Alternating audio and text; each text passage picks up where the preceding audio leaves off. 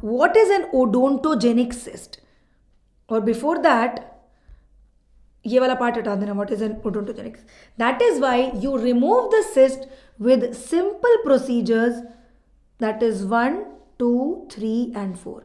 You can curate out the lining of the cyst. You can do a curettage of the cyst lining. You can remove the whole cyst in toto, which is enucleation. If you feel that the cyst is very big, you can just put a hole in that balloon. So if this is a cyst, just puncture that balloon and you let all the fluid come out slowly. What will happen? The cyst will shrink. This is known as marsupialization or cystostomy. And if you first do a marsupialization, allow the cyst to shrink, become smaller, and then you enucleate the linings of the cyst, it becomes a two-stage procedure which is known as a Waldron procedure. Marsupialization followed by enucleation. So these 4 are the treatments for a cyst. Whereas these 5, 6, 7, 8 are the treatments for a tumor. Resection without continuity, resection with continuity, resection with the joint. Depending on what is the extent of the tumor. That will be the treatment for a tumor. Alright. So this will be the treatment for a cyst. This will be the treatment for a tumor. With that, there are certain other pathologies which require recontouring. That means you cannot take that pathology out. All you can do is just bring the shape of the bone to normal. Imagine there is a fibrous dysplasia. It is causing formation of fibrous abnormal bone throughout the maxilla, throughout the mandible. It is a diffuse pathology. Can you take out that diffuse pathology completely? No. All you can do is just shave the bone and recontour the bone back to its normal position. So recontouring is a treatment not for the cyst, not for the tumor, but certain specific pathologies which we will discuss slowly. And with these treatments, sometimes you do additional procedures like peripheral ostectomy. That means you have removed the pathology. Now with a burr, with a micromotor burr, you will just trim out the bone in the periphery of the pathology. Whenever you think there is some pathology left out, you can just trim the bone and remove the normal looking tissue also. Plus you can do cauterization. You can do electric cauterization, you can do thermal cauterization, you can do a chemical cauterization also. Very commonly we do it with the OKC. And cauterization, basically cauterization in pathological sense will cause burning of the tissue. It will make the tissues dead. So if there is a epithelium which is causing a cyst lining to be formed, you burn that tissue out and you reduce the chances of recurrence of that pathology. Alright, so these are the miscellaneous procedures, and after you have removed everything, you reconstruct the defect with a reconstruction. If it is a bony reconstruction, you can use a bone graft, you can use a plate, depending on what kind of reconstruction you have to do. Alright, so now looking at each pathology one by one. First, coming to the odontogenic cysts. Now what is odontogenic? Odontogenic means arising from the tooth. Now where is the epithelium coming from? We know that the tooth is formed from the dental lamina, which is a very pluripotent kind of a tissue which gives rise to very aggressive cysts like the OKC, which have the high recurrence potential. That can be a source of epithelium within the bone. Or you can see this outer enamel epithelium, inner enamel epithelium, and slowly they collapse and they form the reduced enamel epithelium. So this reduced enamel epithelium, its name is only reduced. Okay, so it is a leftover kind of a tissue, but it is still an epithelial tissue. And if there is a stimulus, if there is an inflammation or some stimulus which is causing activation of these reduced enamel epithelium, that can also give rise to certain cysts like the Dentigerous cyst. Then there are certain cell rests of series, cell rests of malices in the PDL, and these cell rests are also basically resting cells Whenever the need is there, they will divide and form the required tissue. But sometimes when these cell rests are also stimulated, they also have the tendency to form cysts. So this original or the primitive cystic tissues, they are left behind. When they are left behind in the mandible or in the maxilla, they give rise to the cysts. So tissue of origin will decide how recurrent or how aggressive the cyst is. If it is of primordial origin, that is, if it is developed from the dental lamina, it is very, very aggressive cyst, like the OKC. If it is a reduced tissue origin, like the reduced enamel epithelium, it is not so aggressive. Not so aggressive, not so recurrent. So the tissue of origin will decide what is the nature of the cyst. Now coming to certain pseudocysts. Pseudocysts are just a collection without epithelial lining. They don't follow the rules of cyst formation. There is no epithelial lining. They are just a collection. And what are these pseudocysts?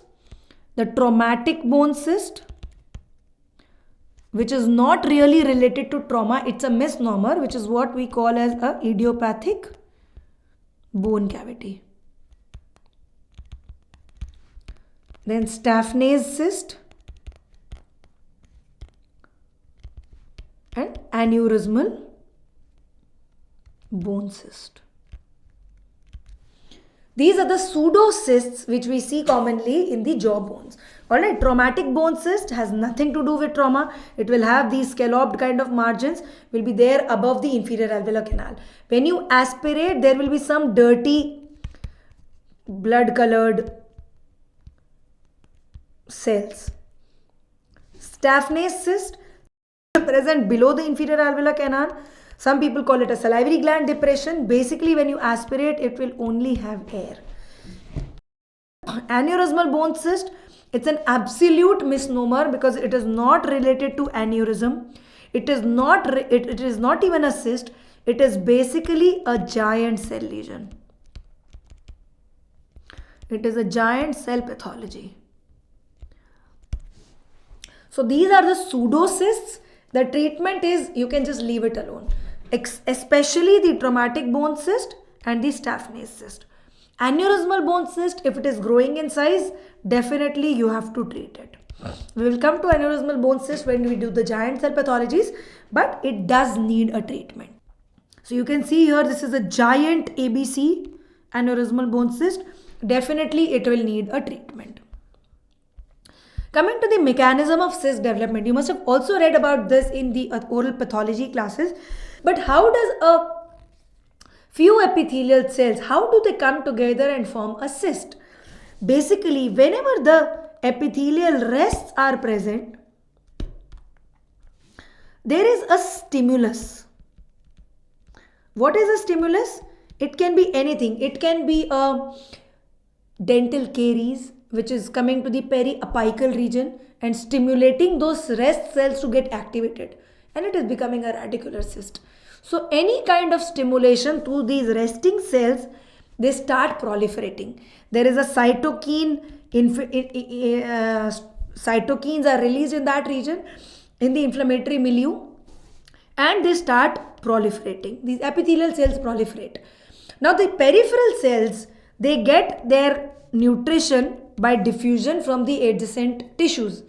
But the central cells, which are devoid of nutrition, they start dying. They start breaking down. And these broken down cells form the lumen of the cyst, form the cyst cavity. And depending on what is secreted from cell breakdown, that becomes the content of the cyst. So in OKC, they are the keratin cells which break down. So they are filled with keratin. In Dentigerous cyst, it is the cells which die, so they lay down, they secrete a straw-colored fluid.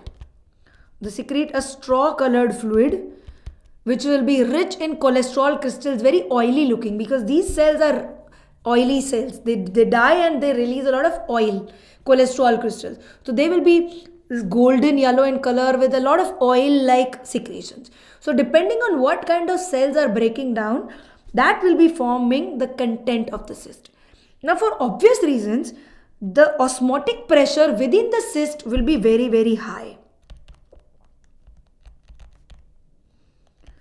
So because of this high osmotic pressure, the water from the peripheral tissues will be drawn inside the cyst. There will be osmotic gradient which will cause the water to come inside the cyst. And this will cause the cyst to grow in size. So the central cells keep dying, the peripheral cells keep proliferating. The blood supply to the peripheral cells is maintained by the diffusion from the normal tissues. They don't have any particular blood supply. A cyst will never have its own blood supply because it's an abnormal tissue. It is drawing its nutrition from the adjacent tissues. So only the peripheral cells will survive and they will form the cyst lining. The inner cells keep dying. As they keep dying, they keep raising the osmotic gradient. So water keeps coming from the adjacent tissues across the osmotic gradient. And that is how the cyst keeps expanding and increasing in size. When you do a cyst marsupialization, basically in this growing balloon, you are just creating a small puncture wound. You are just opening up this balloon. So what is happening? All the cystic fluid is coming out. Now there is no osmotic gradient. The osmotic pressure, because you've opened up the cyst, you've opened the mouth of the cyst, something like this. So basically in marsupialization, you open the mouth of the cyst like this. You take a flap from the cyst wall and you suture the flap, or you take that flap out and you pack this tissue with gauze piece. So what is happening is all the fluid has come out and now the osmotic gradient between the cyst and the normal tissues is equal. There is no gradient, it is equal osmotic pressure. So no water imbibition, no cells which can create an osmotic pressure. So slowly what happens? The cyst starts shrinking. That is what happens in marsupialization. And when it becomes small enough, so suppose there is a patient who has this is the mandible of the patient and the cyst is involving a large part of the mandible. This much part of the mandible, say, is involved within the cyst. Now, if you want to enucleate such a big cyst, if you want to take the whole cyst out in one go, there is a chance that when you enucleate such a big cyst, only little bit bone is remaining there in the periphery of the mandible. And it can cause a pathological fracture.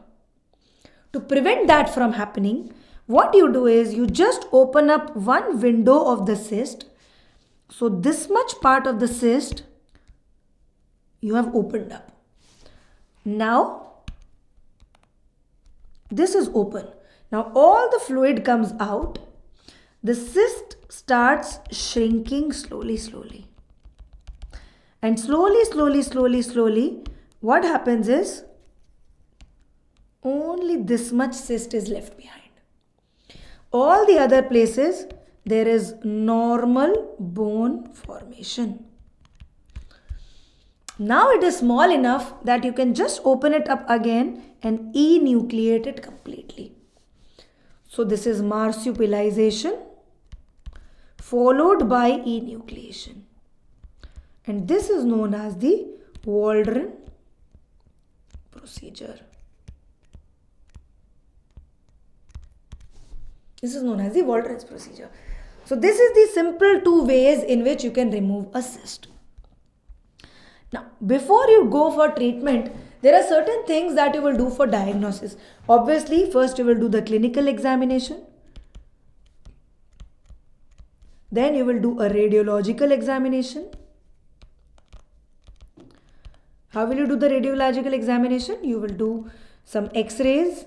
You can go for an OPG. You can go for a CT, depending on what is the size and what is the extent of the cyst. Then you will go for something which is known as aspiration.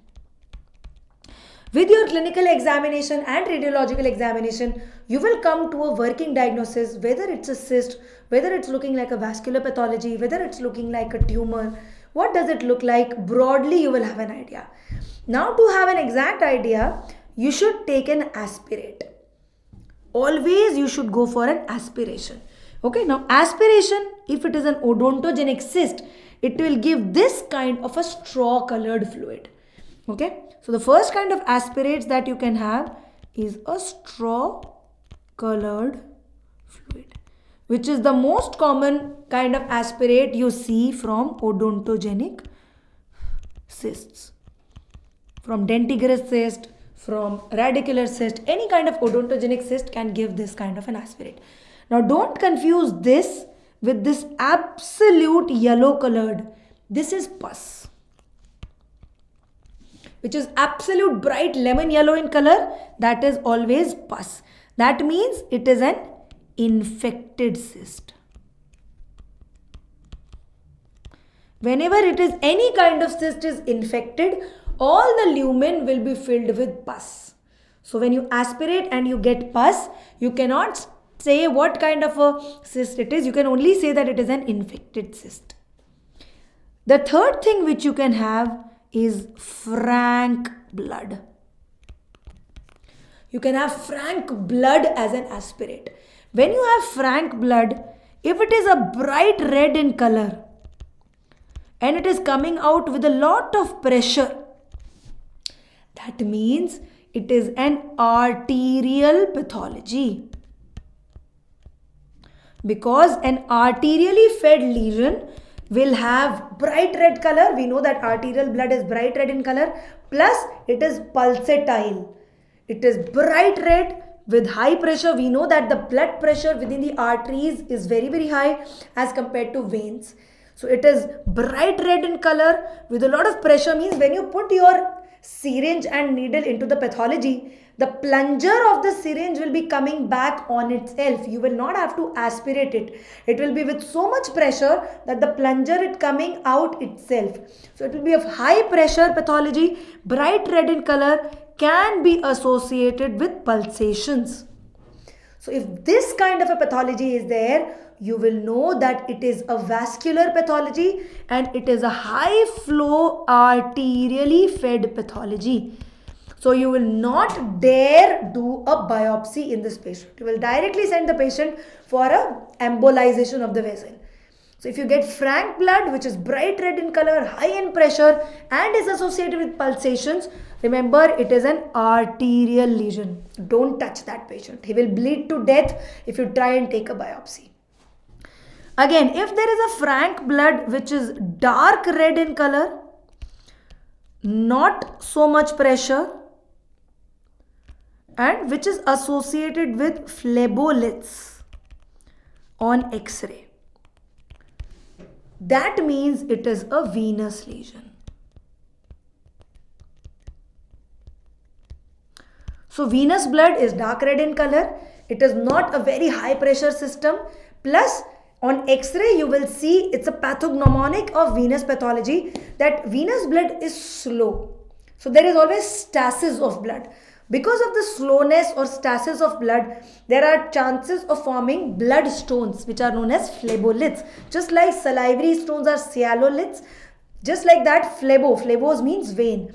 Stones in the vein are known as phleboliths. So any pathology which on aspiration gives bright red color, which is not much with pressure and which is on X-ray you see that it is associated with phleboliths, you will assume it's a venous pathology. Again, you will avoid doing a biopsy here.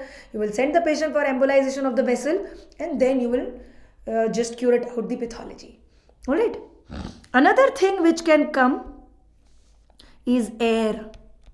We all know that Staphnase cyst and all those things, they are not filled with anything. They just have air. So, you don't have to treat that pathology. Just leave it like that. Alright. Sometimes when you aspirate, you get a negative aspirate. Negative aspirate means you are not able to get anything in your syringe. That means either it is a cyst which is filled with thick cheesy material like keratin in case of OKC, or it is a tumor. A tumor is a solid pathology. It does not have any lumen. It is not filled with any fluid. So either when the negative aspirate is coming, either it's an OKC, which looks on histopathology like this. When you take a histopathology of an OKC, so this is the cyst lining, which is just 4 to 6 cell layer thick, this one. And all this pink hair-like things which you see, this is all keratin. Why am I showing you this image? Because this image was asked as an image-based question in INI-CT 2023. This exact image was asked and you were asked to identify the pathology. I know it's an oral pathology topic, but remember whenever this pink strands, like this is basically how keratin looks in the histopathological H&E section. And in such cases, when it is filled with thick cheesy material, aspiration will be negative. So whenever you have a negative aspirate, remember it's either an OKC or it's a tumor. Coming to the treatment of a cyst. So imagine a cyst is like a coconut. It's like a coconut water, nariyal pani. Okay. So just the difference is that it should not be there. It's a pathology. Okay. So if you take a spoon and scoop out all the cyst lining, so the malai that we eat around the coconut, imagine that malai as the cyst lining. So if you take a curate and you scoop out slowly all the epithelium lining, it is known as curettage. Sometimes the malai is so thin that if you try to enucleate or if you try to remove the whole thing as a in toto, it will not come out, it will tear. In such cases, you have to do curettage. Is that enough? It's not enough. In that case, if it is an OKC, if it is an aggressive cyst which can cause recurrence, you will additionally do peripheral osteectomy and chemical cauterization. If the cyst lining is very thick, then just remember like that gola, when you remove all the outer covering of the coconut, you just have that, that coconut which is edible, the whole thing in toto. That is known as enucleation. So what do we use for curettage? We use a curate. Depending on the size of the cyst, you can use a small curate, big curate, bone scoop. Everything that you use to scoop out the pathology is a curate. Other thing is to remove the whole thing in toto. That is known as enucleation or Parsh 2. First thing that Parsh gave was marsupialization. So he called it Parsh 1. And then he did enucleation, which is known as Parsh 2. Or cystectomy. Ectomy means to cut and remove. Otomy means to cut and leave. So cystectomy, you can see there is a cyst in the maxilla. This is a small boy I operated very recently. And he has a maxillary cyst. It is involving multiple roots, multiple teeth, primary and permanent. And I am just enucleating the whole cyst and removing all the cyst in one go. So removal in toto is known as enucleation. You can see I have removed the whole cyst together along with the tooth buds that were within the cyst. I have removed the tooth buds also. You can see the partially formed premolars and canines and some deciduous teeth which were associated with the cyst. So removing the whole thing in toto is known as enucleation. Again, one more case. This is from my PG times. So this is again enucleation. What have I done? I have opened the flap. I can see the lining of the cyst. You can see very beautifully how the cyst is present within the bone of the maxilla. I am enucleating the whole cyst along with the associated tooth. So most probably this is a dentigerous cyst. The dentigerous cyst is most commonly associated with an impacted tooth. It can be a central, a lateral or a circumferential cyst. So this is mostly a central dentigerous cyst. You can see how along with the tooth, the whole cyst lining is being removed. And I am closing the site primarily. So this is known as enucleation. The next treatment that is done is marsupialization or cystostomy. What is stoma? Stoma means opening a mouth. Stoma means mouth. You create a mouth within the cyst and through that mouth, all the fluid will drain. You pack the cyst with a gauze piece so that food involvement is not there and the cyst doesn't close again, and slowly the cyst starts shrinking. This is known as PARSH 1. Okay, so what we are doing, so this is the ranula which is there on the floor of the mouth. This is also a kind of mucus retention or a mucus extravasation cyst. You put an incision like that, you suture the opening or suture the mouth of the cyst with the adjacent teeth, adjacent tissues, and that becomes a new opening for the saliva to come out. Okay, so this is known as marsupialization. Waldron's procedure, it is marsupialization followed by enucleation. So you can see this is again one of the cases from my PG times. It was a very big dentigerous cyst involving the right angle region of mandible. So if I would remove this tooth along with enucleation, it would cause a fracture of my mandible. To prevent that, what I did was I created a bony window here. I took a tissue, I took a sample and I sent it for biopsy, for incisional biopsy. So that gave me a diagnosis of my pathology. Along with the biopsy, what I did was I packed the tissue, I packed the cyst with gauze paste, with sterile gauze iodoform soaked dressing. So as a result, the mechanism of cyst development was halted. The osmotic gradient which was there within the cyst lumen, it has stopped. So you can see slowly from here, the cyst has reduced in size. Even the tooth has slightly erupted superiorly.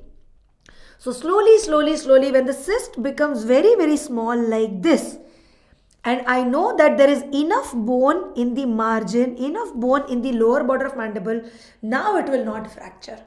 So at this point, I will enucleate the cyst and I will remove the tooth. I cannot finish my procedure with a marsupialization here because I have to remove the tooth also, which is the source of cyst formation. So this is what I do. I create a bony window. I take a tissue for incisional biopsy. I pack the cyst with iodoform soaked gauze. Slowly, I keep changing the gauze. I keep changing the dressing.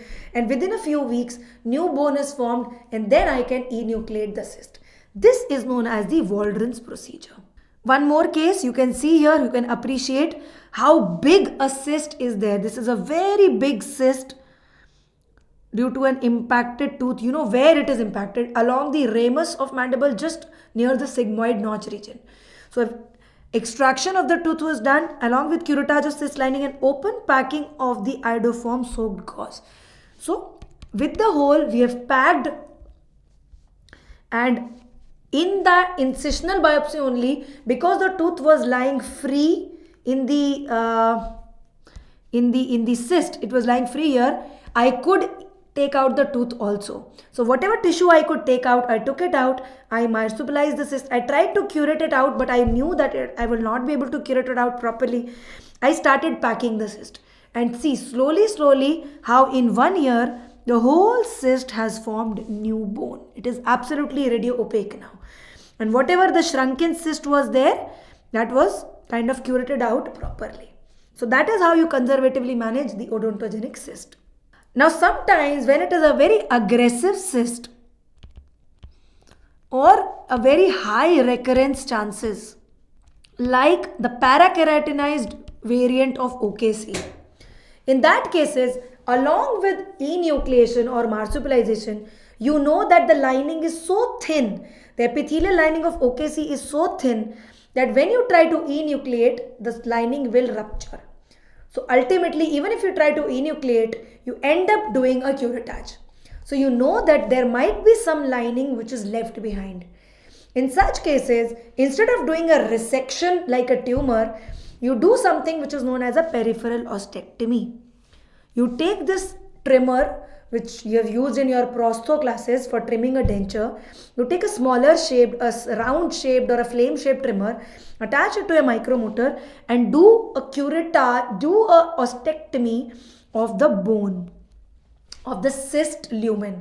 So whatever cyst lining is remaining behind, you will remove that cyst lining along with a little bone, because you know that OKC will have satellite cysts or daughter cysts. So whatever lining is left behind, you remove all that along with the bone with slight peripheral ostectomy. Along with that, you will do something which is known as a chemical cauterization. In chemical cauterization, we use the Cornoy's solution. It's a very important MCQ that comes in the exam. What are the contents of the Cornoy's solution? So it is basically made up of alcohol, chloroform, glacial acetic acid, 60% alcohol, 30% chloroform, 10% acetic acid and 1 gram ferric chloride. So when you mix these things in this proportion, you make the Cornoy's solution. What is this? This is basically a fixative solution. So whatever cyst lining is left behind, you basically burn that cyst lining with your Cornoy's solution. In few years back, there was a concept which is known as a modified Cornoy's solution. What is modified Cornoy's solution? Modified Cornoy's solution is the same except chloroform. There is no chloroform. Because they said that chloroform is risky, chloroform is teratogenic, we should not use chloroform. So they started using Cornoy's solution without chloroform. But the recent studies are again saying that if you use a modified Cornoy's solution, the chances of recurrence of OKC is higher. So again now people have started using the original Cornoy's solution only. But you should know from exam point of view that these are the contents of the Cornoy's solution, and modified Cornoy's solution will not have chloroform. Okay. Coming to the different kinds of cauterization. So cauterization is not just chemical cauterization. Cauterization can be of different types. It can be thermal cautery. It can be electrical cautery. Or it can be chemical cautery. We have already talked about chemical cauterization. We do it with fixatives like Cornoy's solution. Thermal and electrical cautery. Now thermal cautery can also be of two types. It can be with heat. It can be with cold. When you cauterize a tissue with extreme cold, we call it a cryotherapy or cryosurgery. How do we use it? We use it with a cryoprobe. So basically this cylinder will have liquid nitrogen or liquid nitrous oxide or argon gas. We know that blue color cylinder is with nitrogen gas. So nitrogen or nitrous oxide, liquefied nitrous oxide, it is compressed and filled into a cylinder. And with a cryoprobe, with this kind of a cryoprobe, you put extreme amount of cold minus, okay, to the tissue. So the tissues will freeze.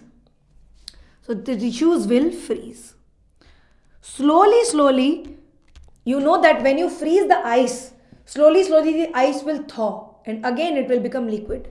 So just like that, the tissues will freeze and again the tissues will thaw.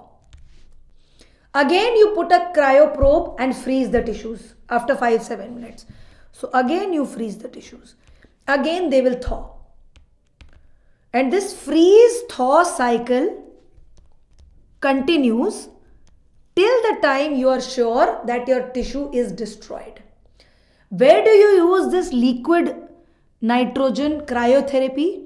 You use it in superficial vascular lesions. You can see a small vascular pathology in the tongue.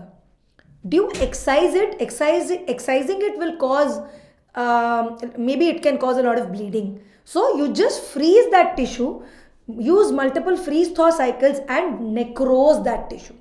So what will happen?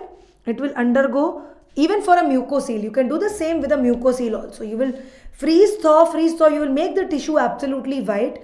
After a few days, there will be necrosis. It will form slough and it will fall away. And you will have absolutely normal mucosa in a few days. So this is how you use the cryogen spray like this.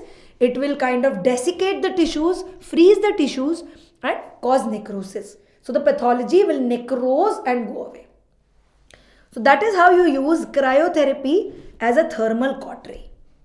You can also use heat, but it will only be used to burn the tissues. Sometimes when it's a small bleeder, especially during surgery, initially heat used to be used as a method for hemostasis. When you are doing surgery and suddenly there is a bleeder, you will use a hot instrument and you will put it on that. So that hot instrument will kind of burn the edges of the arteriole and it will stop the bleed. So heat is used mainly to burn and to coagulate the tissues, not used very commonly for hemostasis now. Now we use for hemostasis the electrical cautery, okay, the monopolar cautery and the bipolar cautery, mainly used for hemostasis during surgery, to stop the bleeding during surgery. So there are, if you just talk about cauterization, there are 3 types of cauterization: thermal, electrical and chemical. Okay, and this is how we use it. So for hemostasis, we use thermal cautery. It is very, very safe, but because there is no electrical current, but it is not very, it is a heat which is generated in the tissues. The control is little less, but it is very, very safe to use it. Bipolar cautery, there is a current which is going on between the 2 ends of the tips of the device. It is relatively less safe, but still safer as compared to monopolar cautery. In monopolar cautery, the electric circuit is generated between the tip of the cautery instrument and the return plate. The return plate is there under a thigh of the patient, and electrical circuit is generated throughout the patient's body. If this plate dislodges or if this plate is not adapted properly, it can cause severe burns to the patient. So monopolar cautery is with the highest risk, bipolar is with minimal risk, and thermal is the safest. Okay, in patients who have cardiac devices like the pacemaker and all, you should not use monopolar cautery. Okay, coming to the Cornoise solution, these are some bottles which are there in my clinic. There is alcohol, there is acetic acid, there is ferric chloride, and there is chloroform. And you mix them in the right proportion: 60% alcohol, 30% chloroform, and 10% acetic acid. And 1 gram, in those liquids you add 1 gram ferric. It will make a yellow colored solution. So when I have done my cyst enucleation and I feel that there are some cyst linings are remaining behind, I can put my gauze piece, dip it into the Cornoise solution, and very safely, without touching the adjacent normal tissues, I will put that tissue soaked with Cornoise solution into the cyst. It will burn the rest of the tissues and I will be sure that I have removed all the cyst lining.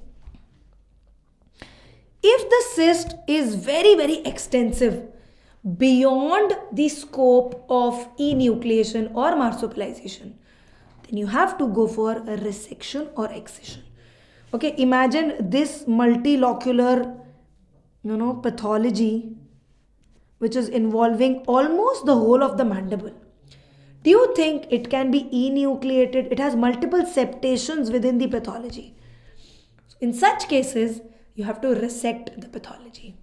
One more example of enucleation with open packing.